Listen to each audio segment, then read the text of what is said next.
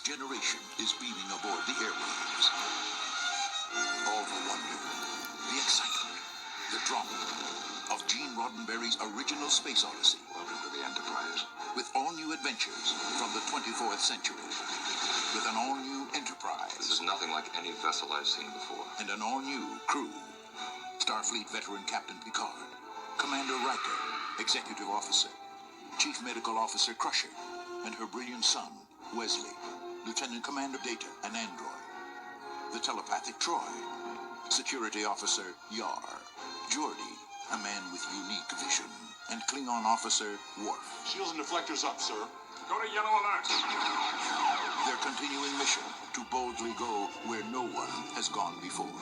Let's see what's out there. Don't miss the all-new television adventures of Star Trek: The Next Generation. Oh, and is that too wonderful for words? That is the original Star Trek: The Next Generation trailer. That was the footage that everyone saw for the very first time before anything else. I love how he pronounces Yar. Security Chief Yar. Yar. Maybe he thought she was an alien. Well, then again, Denise Crosby is an alien. I don't think so, but maybe he wasn't really looking at it at all. This is Will, and this is Sci-Fi Guy, and this is a look back at Star Trek: The Next Generation on its 35th anniversary. Who could have imagined? 35 years. Yes, 35 years. What a run, and it's still going strong.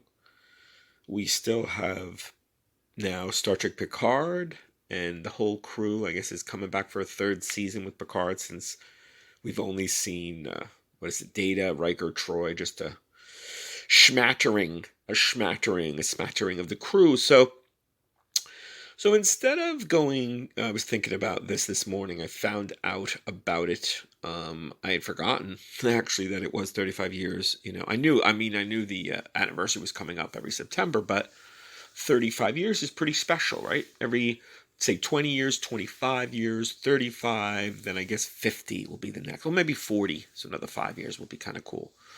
But instead of going over all this, trivia and blurbs and factoids and stats, I thought I would just do some remembrances, recollections of my own, and I'm bringing in a friend, my buddy Brandon, he supplied me with a couple nice audio clips, so I'll play them later. He couldn't be live, but we're going to go over that, and I'll just do some remembrances. Couple facts, though. Let's go. It was, of course, 1987 when it premiered. It ran for 7 seasons. The producers were Gene Roddenberry, of course, Rick Berman, Maurice Hurley, Michael Piller, and Jerry Taylor. Those are the execs. Running time was between 44 and 45 minutes. And each episode cost $1.3 million. You heard it. Which today, I guess, would that just buy maybe some of the costumes and the craft services? And I think dramas are up to 3. I think it's like more than double. I think most dramas today are like 3 million or so. So definitely a bargain, a barganza back then. So yeah, 1.3 million. And what's really interesting for any fans who know the show now, of course, or even maybe in the later years, maybe by 3rd or 4th season when it was really hitting its stride and getting popular, that at the time when Paramount wanted to put it on air, there was a sense of this is a risk maybe, or we're not going to play and sort of participate. And this comes right from the official wiki about the syndication and profitability. Despite Star Trek's proven success, NBC and ABC only offered to consider pilot scripts for the new series. So they just, they were going to consider. Then CBS offered to air a mini-series that could become a series.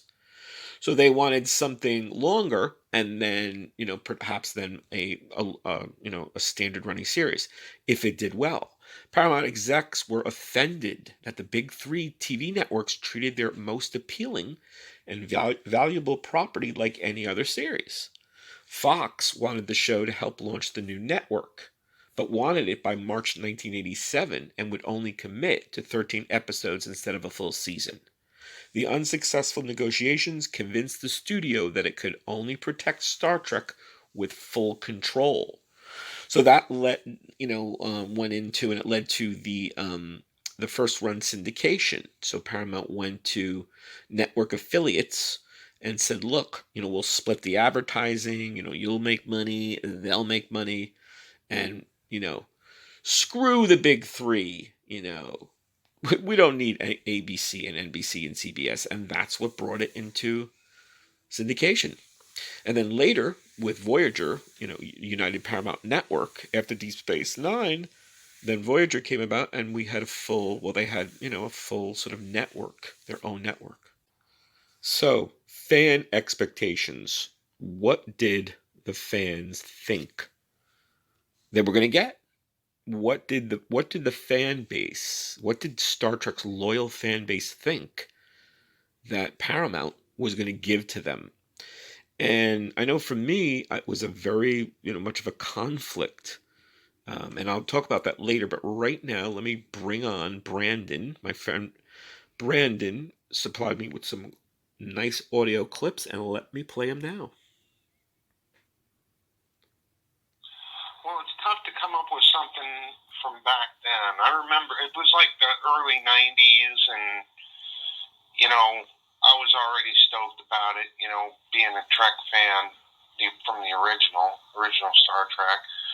But seeing the next gen and how they'd upgraded everything and, the characters. But then, you can't help but look at it, from its totality, what it did over its, 7 seasons, how it all kind of begins and ends with Q and shit.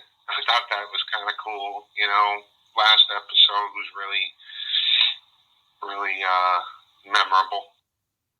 And it's a really good point, the idea of a show like Next Generation, Deep Space Nine, any, even say the X-Files, any long-running drama, genre, sci-fi, you've got that arc, and, even say Dallas Dynasty soaps. Point being that, you really have to, the totality, you have to look at the show from, the earliest incarnation and embryonic stirrings until, middle-aged, adulthood and, finish. And, obviously with Next Generation, it went to the movies, but if you stayed the course, you saw so much, character development. And Brandon has more to say about Next Generation. Well, I remember when the series started, and it was cool that it was started. I don't know that I was necessarily overly excited, but I knew that I was going to add it to my watch list. You know what I mean? Add it to my TV programming. But I think it's the overall, experience from start to finish, seeing all the different characters and the loss of characters and everything. You get emotionally attached to them, and then they're gone, like Tasha Yar. Its totality again is what really kind of made it great. And there you go, right? Security Chief Yar. I love that narration. I love that voiceover. So, right, seeing those characters, and obviously, Tasha Yar didn't last beyond the first season, but then her progeny, her daughter, came back to stir things up later.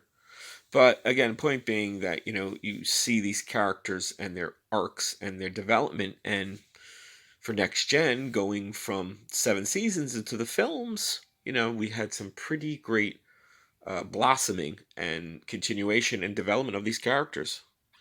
So for me personally, later I'd go on to write a Next Generation episode, and I fell in love with the show eventually. But in the beginning, I've said this in several interviews, print and radio, but I didn't have faith. Ye of little faith. I remember clearly reading, I believe it was the Daily News or the New York Post. I was in Bayonne High School, and I guess it was the end of 1986 or so. And that was right, a year or so before Next Generation would debut. And I was reading an article, the entertainment section. It's funny because I would read the newspaper, but not as a rule. I wouldn't, it wouldn't be daily, maybe once a week.